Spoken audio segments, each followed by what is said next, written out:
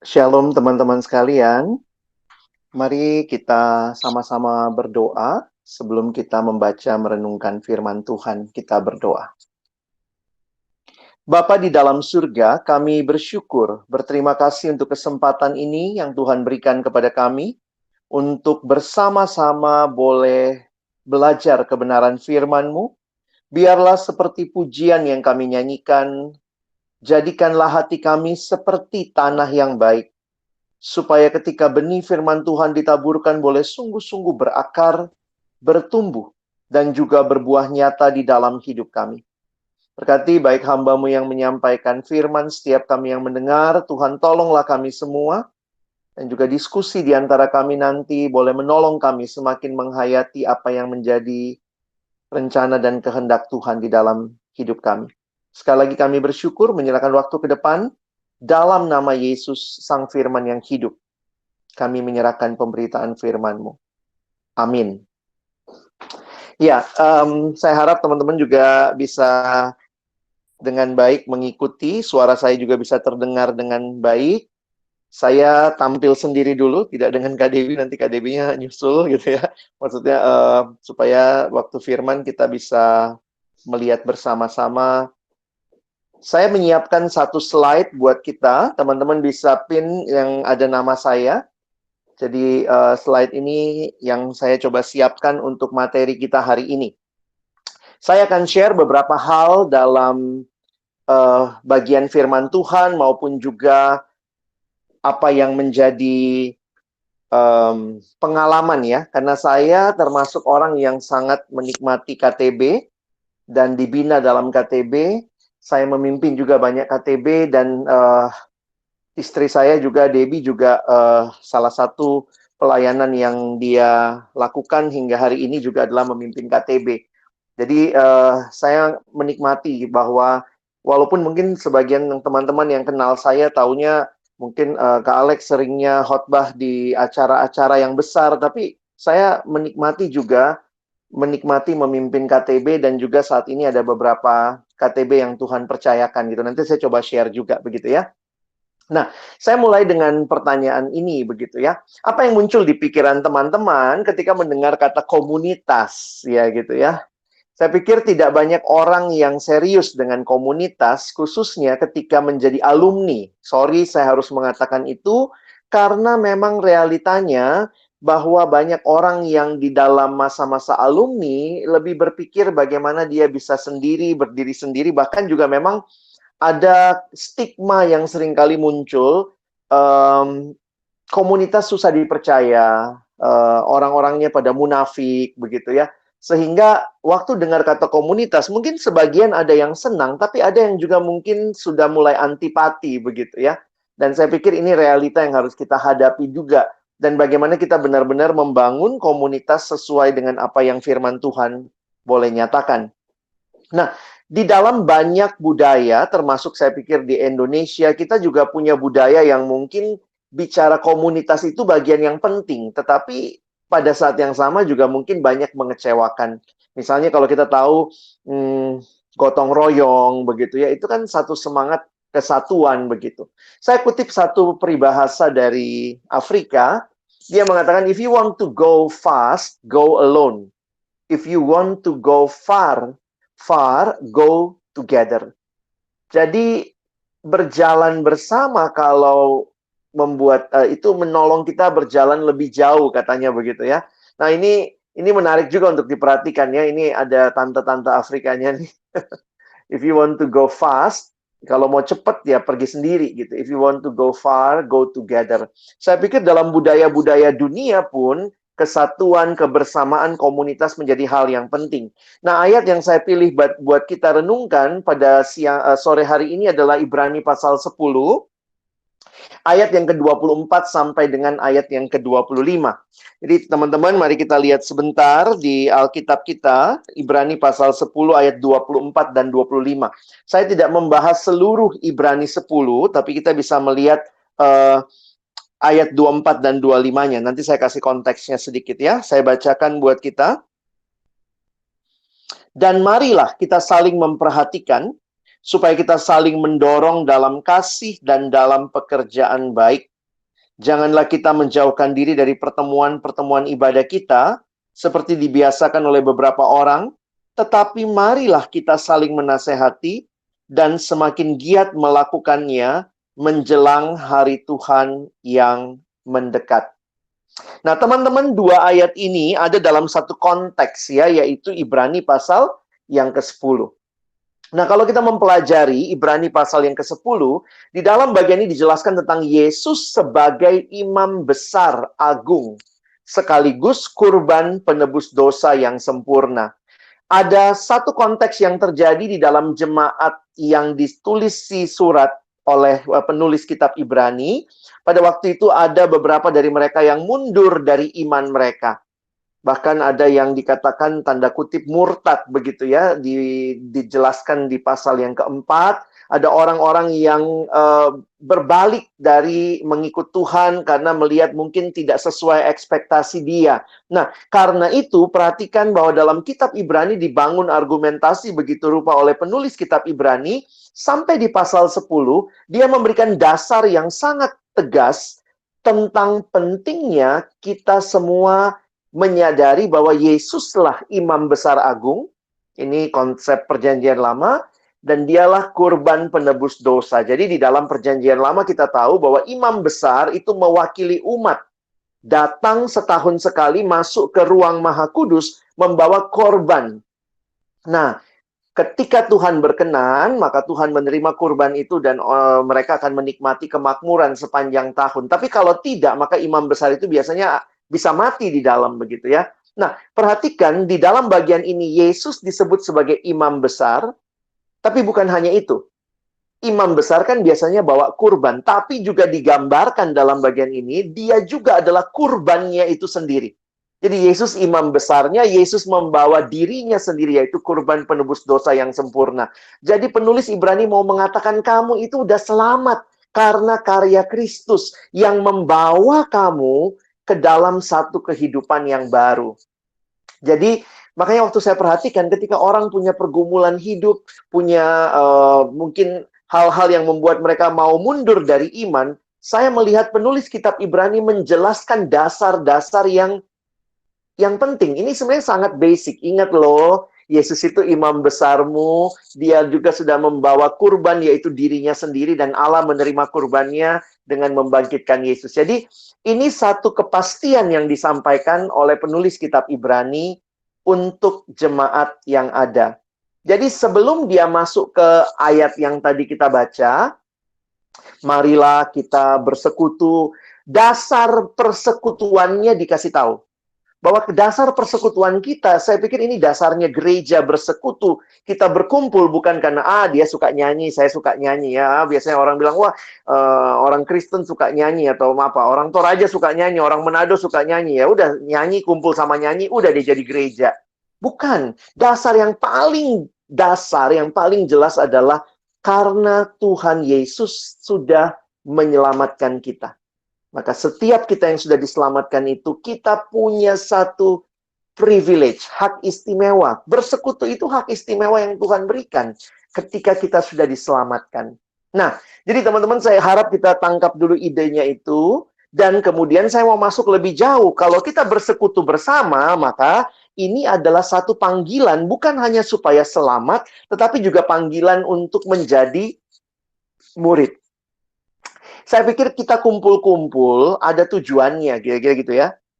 Orang Kristen bukan hanya lakukan sesuatu dalam persekutuan satu sama lain tanpa tujuan yang jelas, tapi Tuhan mau kita mengalami. Nah, ini pengalamannya adalah mengalami hidup yang menjadi murid. Saya kutip kalimat berikut dari Billy Graham. Billy Graham mengatakan, salvation is free, but discipleship costs everything. Keselamatan itu gratis, tetapi bukan hanya berhenti di keselamatan, tetapi ada pemuridan. Dan hidup sebagai murid itu menuntut semuanya. Semuanya untuk dipersembahkan. Nah, dalam konteks ini, saya ingin mengajak kita melihat ya, bahwa kita bersekutu dalam rangka menjadi murid. Kira-kira itu idenya. Kita bukan bersekutu.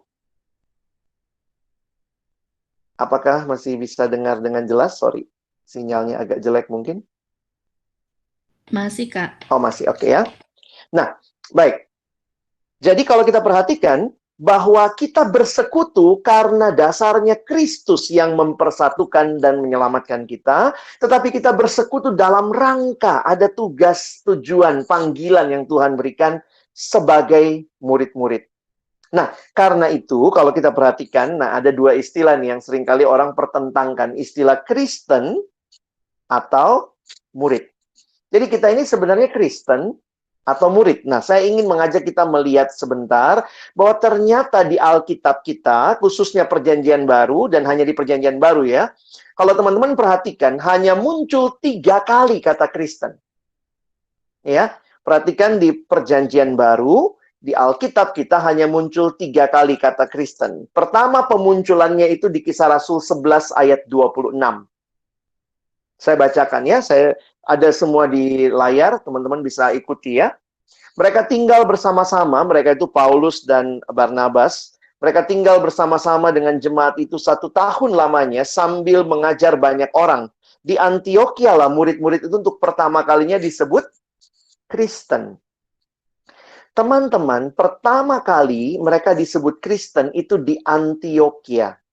Dan nampaknya dari tulisan yang dikasih tahu kepada kita Kisah Rasul 11 ayat 26, mereka disebut Kristen. Maksudnya apa? Saya melihat mereka disebut Kristen karena nampaknya ini adalah sebuah julukan. Makanya lihat bentuk Alkitab menuliskannya pasif ya. Mereka disebut Kristen. Maksudnya ini sebenarnya nampaknya nama julukan atau nama dibully mereka ya, dibilang oh tuh Kristen tuh ya. Jadi kata Kristen pertama kali muncul sebagai sebuah nama yang diberikan oleh orang-orang yang melihat hidup mereka. Hidup yang bagaimana? Kenapa disebut Kristen? Nah, ini dari kata dasar Kristus kan. Ada Kristus di dalam mereka, jadi mereka disebut Kristen. Jadi apa yang paling nampak dari kehidupan orang-orang mula-mula pada waktu itu adalah mereka benar-benar menampakkan Yesuslah sebagai Kristusnya. Nah, ini menarik ya. Mereka nggak disebut Yesusin atau Yesusen gitu ya. Tapi yang disebut Kristen gitu. Maksudnya, kehadiran Kristus sebagai Mesias, satu-satunya Tuhan dan Juru Selamat, nampak dalam hidup keseharian mereka. Sampai waktu orang lihat mereka bilang, itu Kristen tuh. Lihat tuh. Kristus banget ya, kira-kira gitu ya. Nah, itu yang terjadi. Kata Kristen pertama kali muncul di Kisah Rasul 11 ayat 26. Karena itu teman-teman tidak ketemu kata Kristen di kitab Injil. Karena baru di Kisah Rasul kan, kitab Injil udah lewat, baru di Kisah Rasul mereka disebut Kristen. Nah, pemunculan yang kedua, nanti kalian bisa lihat di Kisah Rasul 26 ayat 28. Itu pemunculan kedua kata Kristen di Alkitab kita, yaitu ketika menghadapi Raja Agripa, lalu Paulus bersaksi, lalu jawab Agripa, hampir-hampir saja kau yakinkan aku menjadi orang Kristen. Jadi waktu itu Kristen sebenarnya bukan sebutan yang orang Kristen menyebut diri mereka Kristen, tapi mereka disebut Kristen. Dan Agripa ini jadi kayak ejekan, aduh hampir aja aku jadi Kristen ya. Nanti muncul lagi yang terakhir kali di 1 Petrus 4 ayat 16. Tetapi jika aku menderita sebagai orang Kristen, maka janganlah ia malu. Tetapi jika ia menderita sebagai orang Kristen, maka janganlah ia malu. Nampaknya orang-orang yang menjadi Kristen waktu itu malu dengan iman mereka. Melainkan hendaklah ia memuliakan Allah dalam nama Kristus itu. Jadi teman-teman kalau perhatikan, 1 Petrus ini konteksnya penderitaan. Di tengah penderitaan jangan malu untuk hidup sebagai orang Kristen. Kenapa ini saya harus jelaskan? Karena saya ingin mengajak kita melihat bahwa sebelum ada kata Kristen, berarti kata apa yang dipakai untuk menyebut orang-orang yang ikut Yesus? Dipakai kata murid. Makanya kalau teman-teman perhatikan, di dalam kitab-kitab Injil, bahkan Kisah Rasul pun masih banyak juga menggunakan kata murid. Karena itu kata dasar yang dipakai untuk menyebut mereka. Sementara di Alkitab kita hanya muncul 3 kali kata Kristen. Memang LAI menerjemahkan sampai kurang lebih 6 atau 7 kali. Kalau teman-teman searching gitu ya, LAI menerjemahkan sampai 6 atau 7 kali, tetapi sebenarnya dalam bahasa aslinya, cuma muncul 3 kali di 3 ayat yang saya barusan tunjukkan kepada kita. Sebelum ada ayat itu, maka kata murid merupakan sebutan yang umum digunakan untuk menyebut kepada pengikut Yesus. Apa kesimpulan kita? Kalau begitu, Kristen itu murid. Murid itu Kristen. Ini bukan 2 hal yang terpisah. Seringkali karena sekarang ini kayaknya Kristen lebih populer, lalu kemudian murid itu menjadi program tanpa kita sadari, seringkali gini. Oh, orang Kristen ya, mau ikut pemuridan. Seolah-olah pemuridan menjadi pilihan. Boleh ikut, boleh enggak. Karena pemuridan dijadikan seperti program. Nah, KTB ini kan salah satu wadah memuridkan. Salah satu wadah untuk kita jadi orang Kristen yang hidup sebagai murid. Jadi sebenarnya saya pikir itu panggilan yang harusnya setiap kita. Nah, wadahnya bisa aja macam-macam ya, tapi saya pikir KTB ini salah satu wadah yang efektif yang Tuhan berikan kepada kita. Nah, karena itu saya mengutip kalimat Dietrich Bonhoeffer, dia mengatakan, Christianity, kamu nyebut dirimu Kristen without discipleship, kalau kekristenan nggak bicara pemuridan, is always Christianity without Christ. Karena dengan hidup sebagai muridlah menyatakan itu seperti itu ya, hidup yang benar-benar serupa dengan Kristus. Saya pikir itu tugas dan tujuan kita. Jadi kalau kita punya komunitas, sekali lagi ya, komunitas ini dibangun karena Kristus pengorbanannya yang sudah menyelamatkan kita, kita dipersatukan satu sama lain, kita dikumpulkan untuk boleh bertumbuh jadi Kristen, jadi murid Kristus. Nah, saya kutip satu gambar yang mewakili sebenarnya apa sih artinya jadi orang Kristen. Ini adalah ilustrasi yang dibuat oleh seorang bernama Dawson Trotman. Bapak Dawson Trotman menggunakan ilustrasi ini yang dia sebut dengan ilustrasi roda, karena gambarnya kayak roda. Nah, digambarkan kalau di pusat hidup itu adalah Kristus. Sebagaimana kita tahu, roda itu yang muter porosnya. Di pusat hidup itu ada Kristus, dan di pusat hidup Kristus itu kemudian ada 2 jari-jari, satu yang vertikal, satu yang horizontal. Maksudnya, vertikal adalah hubungan dengan Allah, horizontal hubungan dengan sesama. Yang vertikal, saya bicara kepada Allah di dalam doa. Allah bicara kepada saya melalui firman. Makanya dari sekolah minggu kita udah tahu bagaimana bertumbuh adik-adik. Baca kitab suci, doa tiap hari kalau mau tumbuh. Ini menggambarkan bahwa sebenarnya kehidupan Kristiani harus dibangun di dalam relasi dengan Allah. Ini yang pertama. Tapi jari-jari yang kedua adalah relasi yang horizontal, yaitu relasi dengan sesama. Dia menggambarkan 2. Ke dalam dengan sesama orang percaya, maka bagian kita harus rajin bersekutu. Dan keluar adalah bersaksi. Kepada orang-orang yang belum mengenal Tuhan, kehadiran kita biarlah boleh jadi saksi di dalam dunia ini. Menarik untuk memperhatikan gambar ini, karena sebenarnya kehidupan kekristenan bukan hanya vertikal aja begitu ya. Beberapa orang mengatakan, ya udahlah, saya kan tiap hari baca kitab suci, doa tiap hari. Saya udah saat teduh tiap hari, saya nggak butuh komunitas. Tetapi sebenarnya kita dipanggil juga untuk menikmati pertumbuhan di dalam persekutuan. Itulah yang kita akan bahas hari ini sebenarnya. Jadi teman-teman, aspek jadi murid itu bukan cuma ya saya rajin baca Alkitab doa setiap hari, tapi juga mari kita bersekutu karena ini bagian dari pertumbuhan pembentukan rohani kita dan ini adalah kehendak Allah bagi kita. Tuhan yang menghendaki kita bersekutu. Nah, saya kembali ke ayat tadi.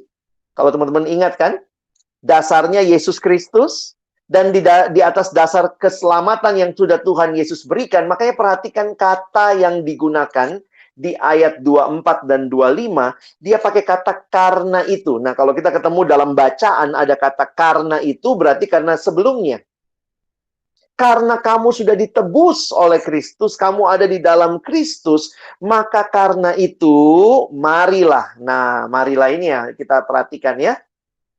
Mari jadi murid. Jadi murid yang bagaimana? Nah, tentu yang baca Alkitab, baca berdoa, itu kita bisa baca nanti di Yohanes 15 misalnya, waktu tentang pokok anggur yang benar. Tapi kemudian kita diminta juga oleh Tuhan melalui bagian ini, marilah kita saling memperhatikan, supaya kita saling mendorong dalam kasih dan dalam pekerjaan baik, dan janganlah kita menjauhkan diri dari pertemuan-pertemuan ibadah seperti yang dibiasakan oleh beberapa orang, tapi marilah kita, nah perhatikan itu ya, marilah kita saling menasehati. Ada kata kita, ada kata saling, dan semakin giat melakukannya menjelang hari Tuhan yang mendekat.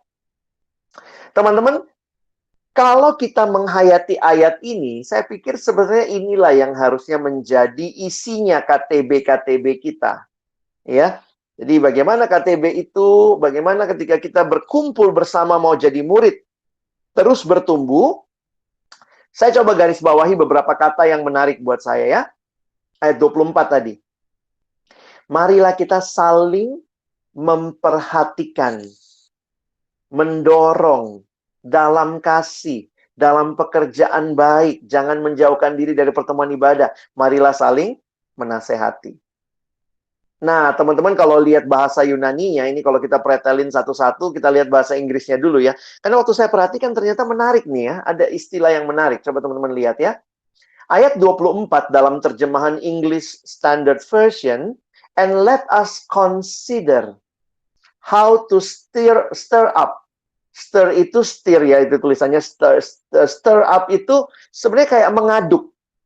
Jadi istilahnya gini, mari kita saling mengaduk begitu, atau mari kita berpikir untuk bisa mengaduk, atau mengaduk itu sebenarnya kan mempercepat reaksi. Nah, saya kasih contoh, coba lihat kalimatnya ya. Jadi kata memperhatikan, nah ini kalau yang mengerti bahasa Yunani ini ya, itu kata nomen. Kata nomen itu artinya, sebenarnya bahasa aslinya, itu arti standarnya adalah to consider thoughtfully. Karena itu perhatikan, beberapa terjemahan Alkitab, misalnya NIV, ESV, itu pakai istilah consider. Kalau bahasa Indonesia kan kita lihatnya cuman, marilah kita saling memperhatikan. Tapi ini bukan cuma saling memperhatikan. Marilah kita berpikir sungguh-sungguh. Jadi mesti disengajakan kira-kira. To consider thoughtfully. Jadi sebenarnya di dalam persekutuan kita, mari kita berpikir sungguh-sungguh. Jadi pikirin tuh gimana supaya bisa terjadi. Nah, next kata yang berikutnya. Oh ini, kalau lihat itu dalam bahasa aslinya ini present, subjektif, aktif. Berarti ini subjek yang terjadi terus-menerus, karena bentuknya present. Memang pertumbuhan itu, teman-teman, sampai kita ketemu Tuhan sih. Namanya pertumbuhan itu mata kuliah yang nggak pernah habis SKS-nya sampai kita nanti wisudanya di surga. Kira-kira gitu ya. Nah, perhatikan kata kedua nih. Ini kata yang saya mau fokus ya. Mendorong. Nah, kata mendorong itu dalam bahasa aslinya, parosismon, itu sebenarnya berarti ini. Mari kita to provoke, to stir up, to stimulate. Kata stir up yang saya ambil ya. Stir up itu seperti kita masukkan gula ke dalam teh. Waktu kita masukkan ada gelas teh, kita masukkan gula, maka yang kita lakukan itu stir up. Kita mengaduk. Jadi mengaduk itu yang saya bilang untuk memastikan terjadi reaksi dengan cepat. Jadi kalau perhatikan ayat ini sebenarnya, mau dikasih tahu kepada kita, yuk sungguh-sungguh pikirin supaya kamu itu menjadi orang-orang yang saling bertumbuh, kira-kira begitu ya. Dan bagi saya ini indah banget gitu. Ini tujuannya bukan cuma kumpul, ya udah selesai gitu ya. Nanti teman-teman lihat lagi, dalam kasih dipakai kata agape di situ. Saya nggak jelaskan. Nanti lihat lagi ada kata pekerjaan baik. Jadi bagaimana supaya persekutuan kita, pikirin, upayakan, lakukan reaksi mempercepat supaya kasih muncul, pekerjaan baik muncul. Nah, itu yang muncul ya, good deeds, good work. Dan ini dalam pertemuan ibadah. Nah, waktu itu mereka ketemunya di sinagog ya. Nah, sinagog itu menarik karena akhirnya orang-orang bersekutu dalam persekutuan yang lebih kecil. Ini beda dengan persekutuan yang besar. Jadi kalau saya mau coba alegoriin sedikit kali ya, ini mirip ya. Mari kita pakai KTB kita untuk saling mendorong, mempercepat reaksi supaya terjadi kasih yang lebih dalam, terjadi pekerjaan-pekerjaan baik yang lebih nyata. Makanya teman-teman perhatikan ya, terjemahan sederhana Indonesia, jadi ini ada TSI di Alkitab kita. Terjemahan sederhana Indonesia, ada satu kata lagi saya lupa ya. Ini masalah kata para kaluntes, ini adalah encourage ya, menasehati, encouraging. Nah, saya masuk ke terjemahan yang saya bilang tadi. Makanya lihat, Alkitab terjemahan sederhana Indonesia menerjemahkannya lebih tepat dengan bahasa aslinya. Oleh karena itu, ingat tadi ya, oleh karena kamu sudah diselamatkan, marilah kita semua mikir gitu ya. Ayo pikirin gitu. Bagaimana kita bisa saling mendorong. Apa tujuannya mendorong ini? Dia langsung TSI mendorong dan saling mengingatkan. Jadi dia ambil encouragement-nya, dia taruh mendorong, mengingatkan supaya apa? Untuk berbuat kasih dan melakukan hal-hal yang baik. Dan jangan kita menjadi malas berkumpul bersama dalam persekutuan kita. Seperti yang sudah menjadi kebiasaan sebagian orang dari kita, sebaliknya marilah kita saling mendorong untuk tetap rajin berkumpul dan lebih rajin lagi karena kita menyadari hari kedatangan Yesus makin dekat. Teman-teman, bagaimana KTB kita ya? Cuman kumpul rutin supaya kalau dicek seksi KTB jalan gitu ya? Atau benar-benar ada satu upaya yang benar-benar dipikirkan dengan baik, disiapkan, dan itu terjadi pertumbuhan. Karena Tuhan mau kita bertumbuh bersama. Teman-teman perhatikan di Alkitab pertama kali kata tidak baik muncul itu di mana? Nah ini, Kejadian 2 ayat 18. Ketika semua dibilang baik, tiba-tiba ada kalimat tidak baik kalau manusia itu seorang diri. Allah yang merancang kita harusnya menikmati kesatuan. Karena itu saya kutip kalimat John Stott, dia mengatakan begini. Sebagaimana ikan dibuat untuk air, umat manusia dibuat untuk kasih, untuk mengasihi Allah dan mengasihi sesama kita. Bagaimana kasih itu nyata? Kasih Allah itu nyata ketika orang Kristen saling mengasihi. Jadi perhatikan ya. Kasih Allah itu nyata kapan? Bukan waktu foto Yesus dengan besar kita pajang di ruang persekutuan, di rumah kita. Tapi kasih Allah itu nyata ketika orang Kristennya love one another. Karena itu di Alkitab banyak sekali, teman-teman, kata one another. Atau kata kita, kata saling. Coba lihat, nih. One another. Teman-teman bisa lihat lah ayatnya ya. Nanti slide-nya saya bisa kasih. Menerima, saling care, saling mengampuni, saling. Nah, saya pikir bersyukur kalau kita punya KTB ya, yang terus berjalan. Ini terjadi nih, one another. Kurang banyak? Nih, saya tambah. Lihat nanti di Alkitab, banyak one anothering, ya. Jadi saya pikir inilah dasar yang saya mau bagikan kepada teman-teman, bahwa kita diizinkan Allah ada dalam persekutuan orang-orang yang rindu bertumbuh jadi murid, jadi Kristen yang sungguh-sungguh. Dan ini bukan pilihan sebenarnya. Nah, KTB ini salah satu wadah yang Tuhan berikan. Di dalamnya terjadi tuh dengan indahnya. Makanya ya saya berjuang ya. Saya jujur aja ya berjuang. Walaupun kadang masih, karena kadang-kadang di Perkantas pengalaman saya juga karena di staf nasional banyak traveling. Jadi memang nggak bisa pegang KTB yang rutin, tapi coba pegang KTB yang sebulan sekali gitu ya. Maksudnya yang rutin ada yang misalnya ketemu tiap minggu, agak sulit gitu ya. Saya tutup dengan beberapa kutipan dari Eugene Peterson ya. Eugene Peterson mengatakan kalimat begini. Kita adalah sebuah komunitas. Kita tidak pernah hidup sendiri dan bagi diri sendiri. Kita dilahirkan di dalam komunitas. Kita tinggal di dalam komunitas, kita meninggal di dalam komunitas, dan natur manusia bukanlah hidup menyendiri. Dalam bagian yang lain, saya menikmati juga bagaimana komunitas menumbuhkan, saya kutip kalimat Timothy Keller. Apa peran komunitas Kristen? Dia menjabarkan 3 hal. Pertama, Kita tidak dapat mengenal Allah terpisah dari komunitas. Teman-teman, untuk kenal Allah butuh komunitas loh. Jangan bilang, ya saya udah sekolah teologi ya, saya nggak butuh orang lain. Enggak. Karena aspek-aspek karakter Allah itu ketika kita hidup dalam komunitas, bagaimana kita mempraktekkan kasih? Ya harus punya komunitas kita gitu ya. Belajar mengasihi. Lalu yang kedua dia katakan, kita tidak dapat mengalami perubahan. Nah ini yang terus saya mikir ya. Jangan pikir kita bisa berubah terpisah dari komunitas. Ya juga ya. Gimana caranya kita sabar? Ya mungkin yang ngajarin sabar teman KTB kita kali gitu ya. Dan yang terakhir, kita pun tidak dapat memenangkan dunia ini. Kita kan mau dunia ini bagi kemuliaan Allah. Kita nggak dapat memenangkan dunia ini tanpa komunitas. Kita bukan Superman, Superwoman rohani yang tidak butuh orang lain. Karena itu, kalimat ini menutup bagian presentasi saya. Christian community is not and never about us. Christian community is not about us at all. It is about the transforming presence of Christ, and He will do in and through and for each of us. Mungkin kalau saya terjemahkan dengan sederhana, mikirnya gini. Sebenarnya jangan berpikir juga, ngapain sih saya ikut KTB?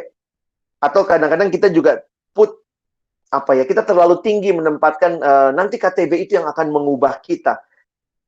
Orang lain akan mengubah kita. Saya harus menempatkan dalam perspektif yang benar. Yang mengubah kita itu adalah Kristus. Itu yang harus kita ingat. Selalu yang mengubah kita itu adalah Kristus. Tapi Kristus pakai apa? Dia pakai orang-orang lain di sekitar kita. Nah bagi saya, iya juga ya, kalau teman-teman hadir dalam KTB, ingatlah, Tuhan menghadirkan kamu untuk membawa perubahan bagi orang lain. Dan itu yang Tuhan mau kita sadari, karena itu kita perjuangkan. Ada yang merasa, saya rasanya udah banyak, saya udah pengetahuannya sudah tinggi sekali, saya nggak butuh KTB. Loh, mungkin Tuhan akan pakai teman-teman jadi pemimpin KTB kalau begitu ya.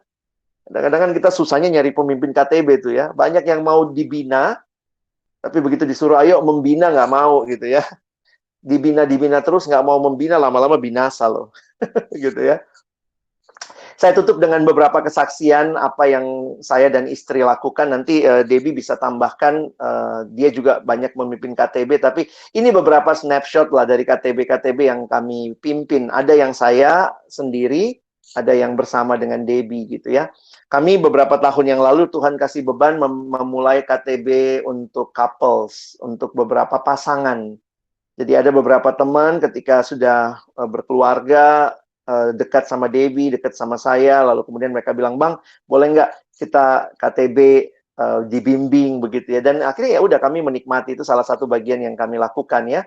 KTB ini sesuai dengan lokasi kami tinggal ya, Gading Unyu. Apalagi itu Unyu ya. Jadi ini dulu dari baru menikah, belum punya anak gitu ya, sekarang sudah beranak pinak begitu ya. Dan ini kunjungan Natal kami kemarin ke salah satu teman KTB kita. Jadi kami menikmati ya melayani bersama-sama dalam pelayanan seperti ini. Lalu juga ada lagi KTB yang lebih lama. Jadi saya urutin dari yang kurang lama ya, yang saya ingat. Nah ini KTB couples. Nah ini KTB kita dari tahun berapa ya, Dek? 2012 ya. Jadi ini sebagian dari mereka waktu ikut itu belum menikah, masih pacaran. Jadi waktu mereka masih pacaran, mereka datang ke saya dan Debbie, Kak, bimbing kami dong, mau persiapan pernikahan. Dan kita waktu itu baru menikah ya, kita menikah 2011, 2012, kami dapat KTB ini, dan kita bertumbuh bersama. Itu juga ya, beranak pinak begitu ya, sudah banyak gitu. Kami jalannya sebulan sekali sebenarnya secara waktu ya. Dan bagi saya ini menarik ya, melihat bagaimana Tuhan memakai kami satu sama lain, setiap pasangan begitu, untuk saling membangun. Lalu kemudian beberapa acara-acara kami bersama juga, seringkali juga Natalan, tukeran kado gitu ya, namanya ya acara-acara kebersamaan. Dan sebagian dari teman-teman ini adalah pelayan-pelayan yang cukup aktif di Perkantas Jakarta. Ada 2 orang ini yang paling depan, Kak Afia dan Kak Oka dari Benaran Indonesia. Lalu juga ada Dr. Gigi Hedwin di belakang, ada Pratiwi Kak Tiwi yang menjadi MC kemarin ketika Perkantas Jakarta melakukan Paskah kemarin ya. Lalu nah waktu itu setelah kami jalan sekian lama terus kepikir gitu, kita mau sharing sama couple-couple yang lebih muda. Nah kami sempat bikin acara nih ya, love sharing di ulang tahun pernikahan saya dan Debbie itu kita bikin love sharing dan kita share waktu itu sama-sama apa yang, jadi kita juga menikmati bagaimana KTB kita berbagi kepada couple-couple yang lebih muda. Masih berjuang ya, berjuang juga, apalagi lagi WFH begini, kita ketemunya kemarin online gitu ya. Ini KTB online yang sempat kami lakukan, memang sih nggak khusus bahas bahan waktu itu ya, tapi kita berdoa bersama, kita dengar sharing, karena benar-benar waktu itu belum semua bisa baik gitu ya, kondisinya, maksudnya ada banyak hal yang dilakukan. Lalu KTB yang saya nikmati juga adalah dengan kelompok kecil saya dari zaman SMA. Ini adik-adik saya dari mereka masih SMA kelas 2, SMA Negeri 1 Depok tahun 2002. Jadi teman-teman jangan ketawa aja lihat saya pernah kurus lah ya begitu ya. Lalu ternyata pelayanan dengan mereka waktu mereka masih SMA, lalu sekarang kita masih ketemu juga gitu ya. Ini waktu mereka masih SMA semua nih foto-fotonya.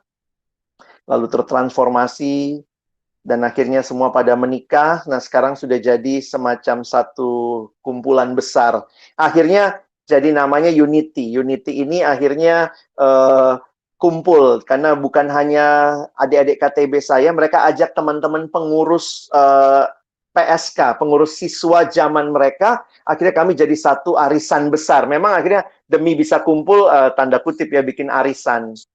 Namanya Arisan Unity, keluarga Unity dari ini udah beranak pinak juga. Sempat waktu itu sudah bikin sempat jalan-jalan ke Bali gitu ya. Mereka bikin jalan-jalan ke Bali. Pas waktu itu saya lagi pelayanan di Bali juga gitu. Bikin baju lah segala macam. Saya pikir ini tambahannya ya. Tapi yang kami nikmati sampai sekarang masih ketemu sebulan sekali. Ada arisan. Dan ini menolong juga. Kemarin kami online juga. Dalam masa seperti ini, paling enggak bisa sharing, bisa saling mendoakan. Kami berdoa untuk Indonesia dalam KTB kita. Dan KTB terakhir saya, sebenarnya ini KTB pertama yang saya nikmati ya teman-teman. Saya nikmati KTB sejak siswa di Perkantas Makassar. Saya binaan Perkantas Makassar. Saya nikmati siswa kelas 1, saya udah ikut KTB. Ini KTB saya zaman SMA, namanya KTB Suaka. Dulu sampai pakai nama tuh, Suara Kemanusiaan. Dan ini jadi keluarga yang benar-benar apa ya, sampai hari ini walaupun kita terpisah-pisah kota tapi masih kontak, masih punya grup WA. Tiap pagi kadang-kadang pemimpin kelompok kecil kami namanya Kak Linda masih shalom, selamat pagi gitu ya. Dia masih bertindak kayak pemimpin KTB dan kami semua diam, nggak balas ya, nggak ada yang balas kadang-kadang gitu ya, anak KTB bandelnya gitu. Nah kemarin juga sempat kami online lah ya. Ini masa-masa ini jadi kayak reunian lagi gitu ya. Karena udah lama kita cuma lewat WA dan kemarin kita online dan kita KTB bersama belajar firman Tuhan dan saya bersyukur ini keluarga kedua yang Tuhan berikan. Nah kiranya firman Tuhan dan kesaksian ini menolong teman-teman dan setelah ini Debbie akan coba share ya tentang apa yang dia nikmati. Sebentar.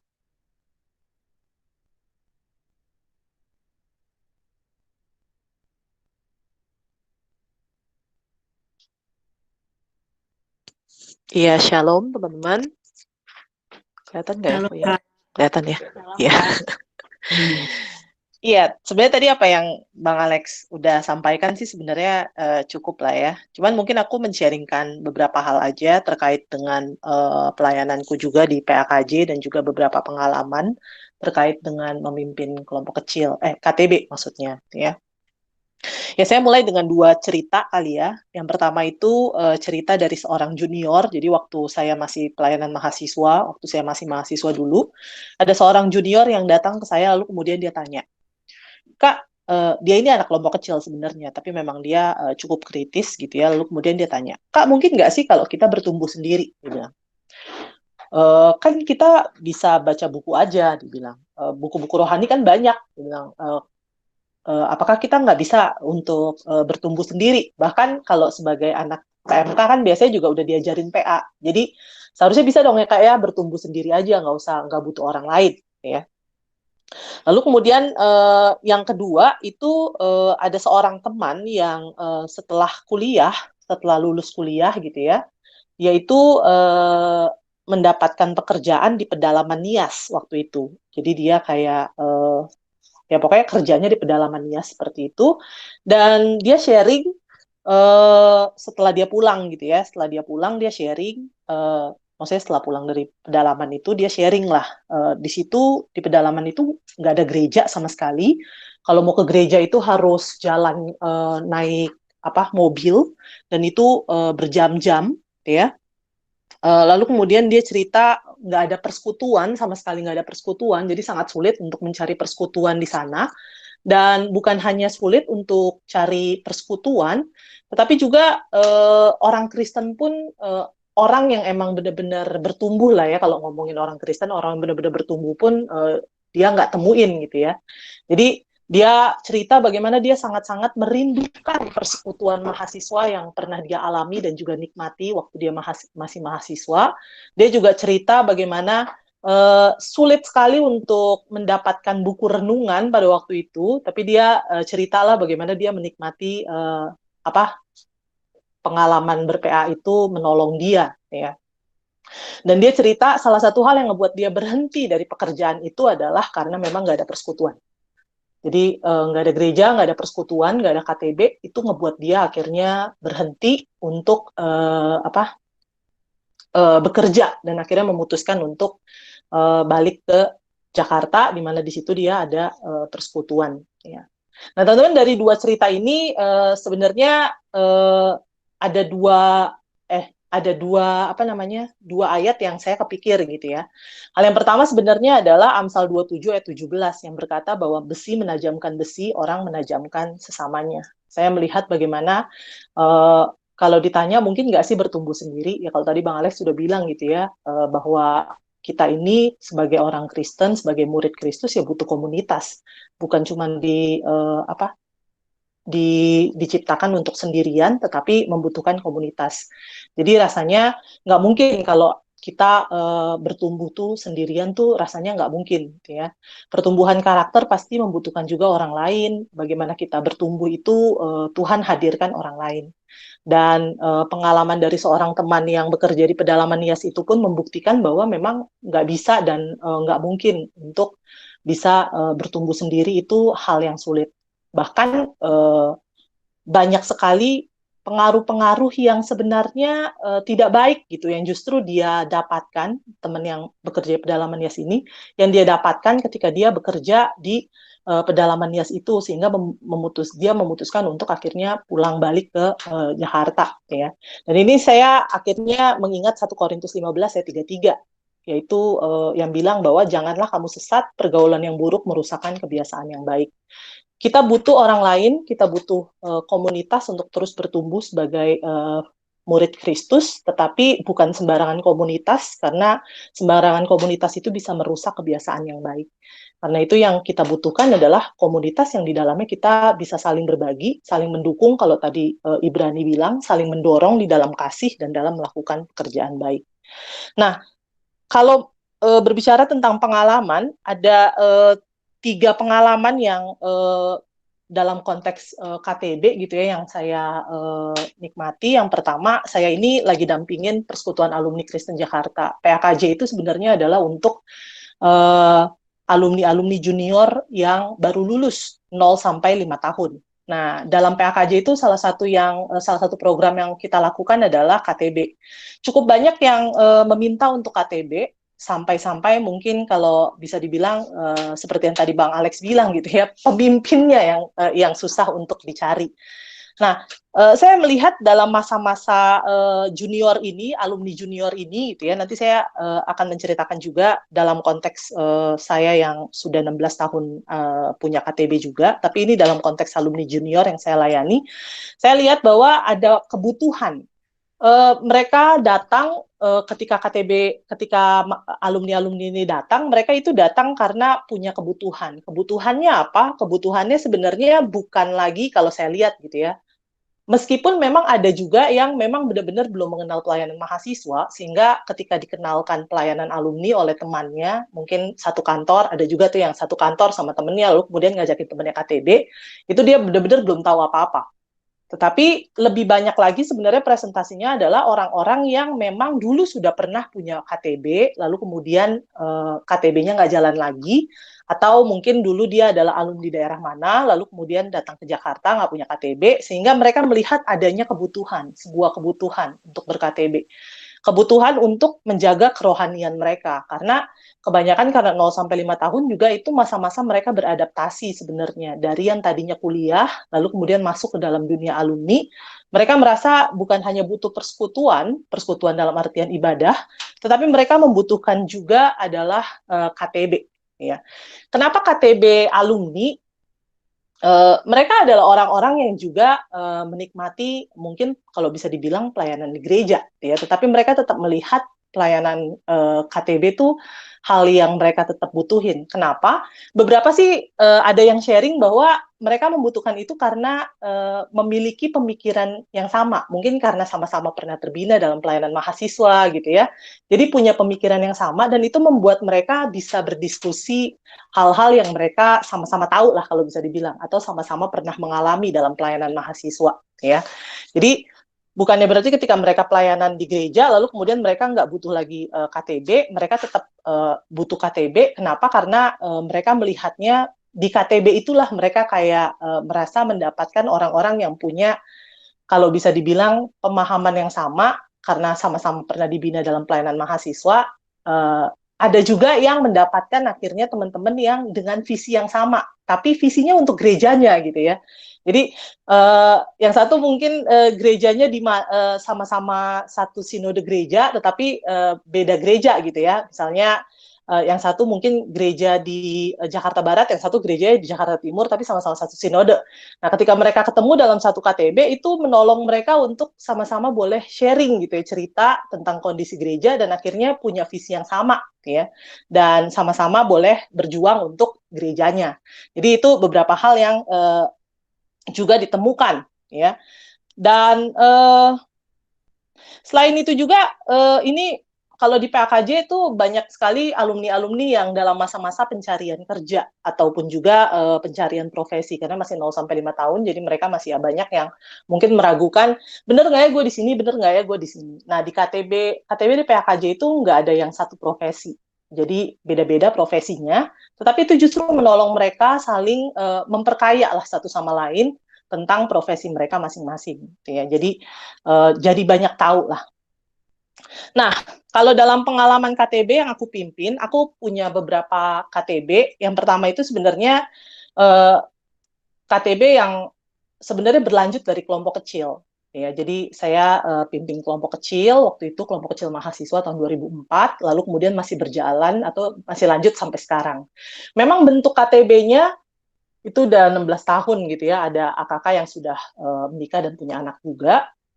Memang akhirnya bentuk KTB-nya tuh nggak lagi kayak kelompok kecil di mahasiswa gitu ya, bahas bahan, ayo kita pakai bahan apa, enggak, tapi kita komit untuk bertemu sebulan sekali, lalu kemudian di dalam pertemuan itu kita men-sharingkan pergumulan-pergumulan kita, men-sharingkan hal-hal yang kita nikmati di dalam kehidupan kita bersama dengan Tuhan, dan juga menikmati, ada nggak firman-firman yang dinikmati, ya.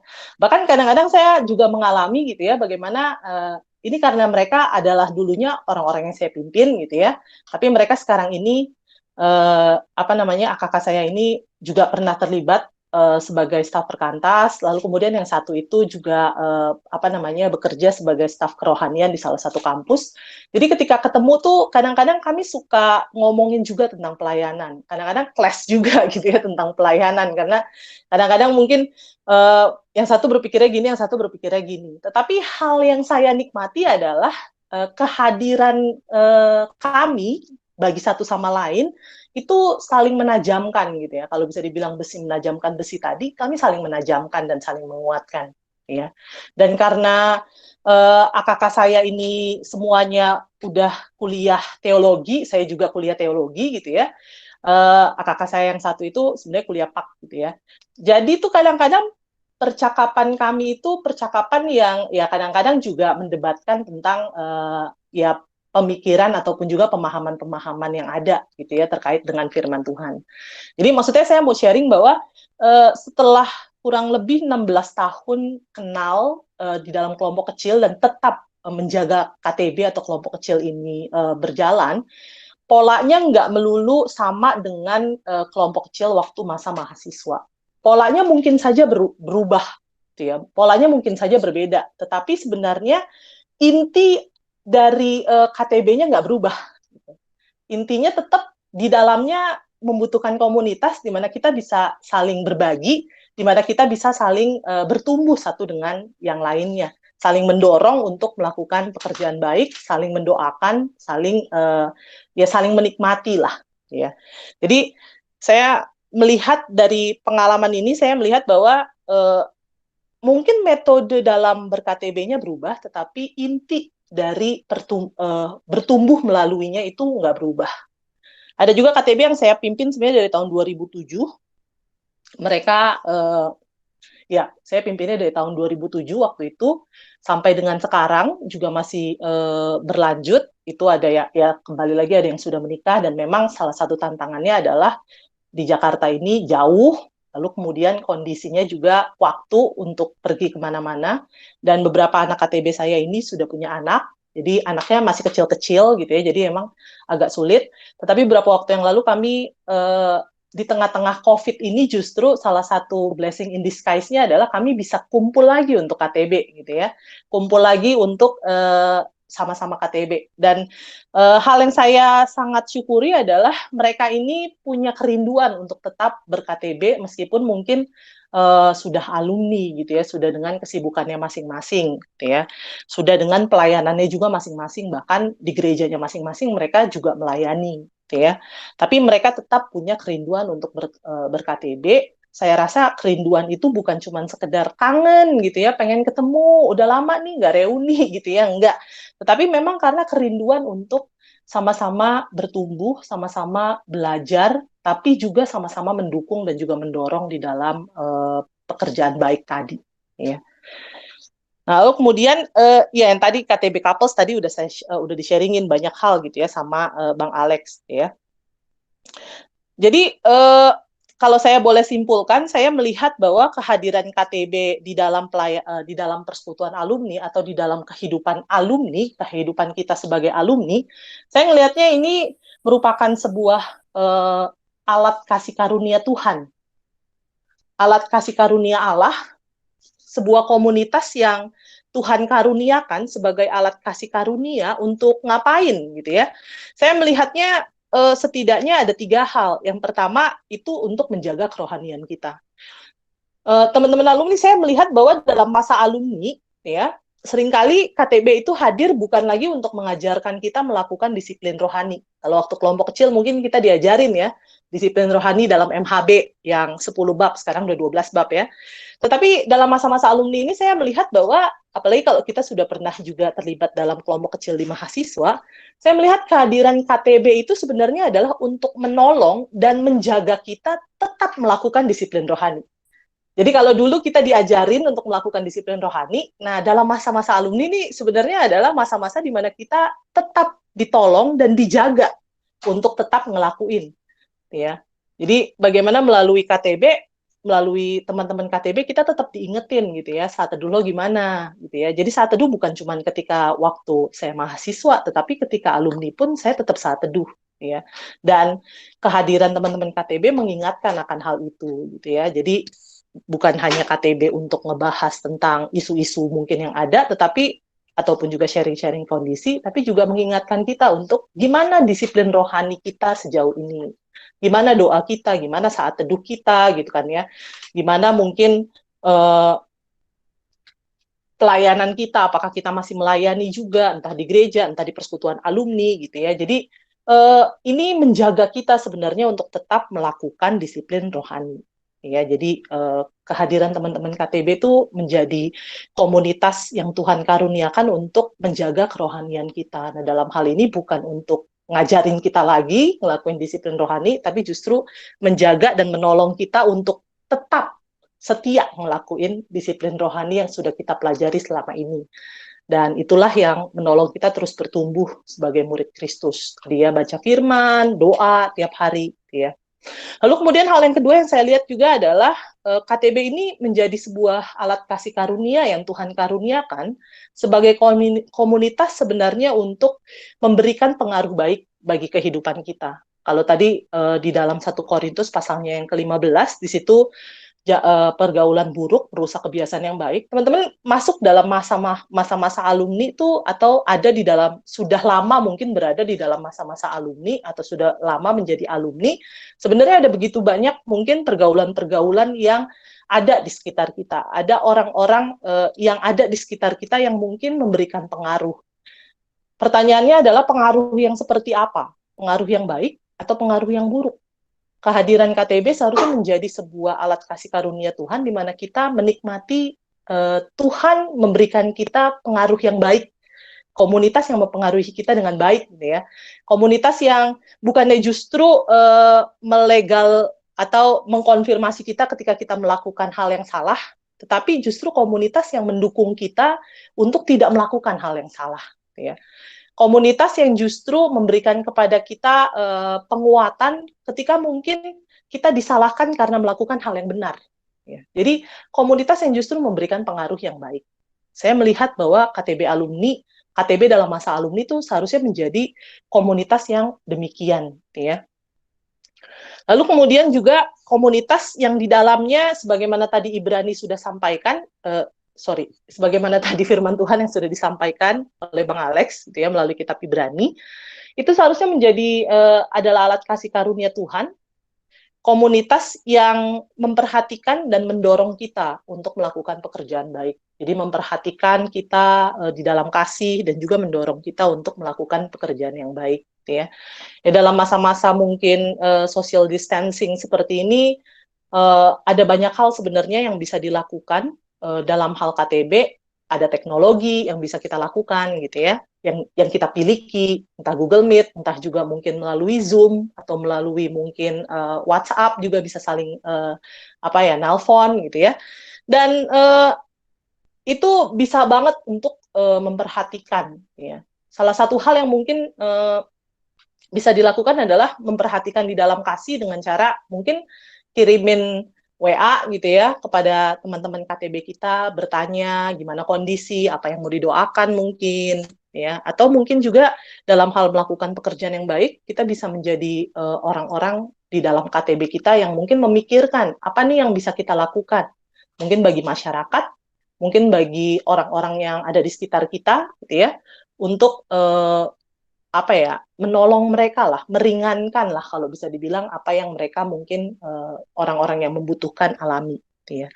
Jadi saya melihat hal seperti itu. Jadi KTB itu alat kasih karunia Allah untuk kita bertumbuh sebagai murid, ya. Dan bertumbuhnya nggak mungkin sendiri, bertumbuhnya butuh komunitas, komunitas yang menjaga kerohanian kita, komunitas yang di dalamnya juga memberikan pengaruh yang baik bagi kehidupan kita, dan komunitas yang memperhatikan dalam kasih, serta mendorong untuk melakukan pekerjaan yang baik. Ya kiranya sharing ini juga dapat menjadi berkat buat teman-teman yang mendengarkan.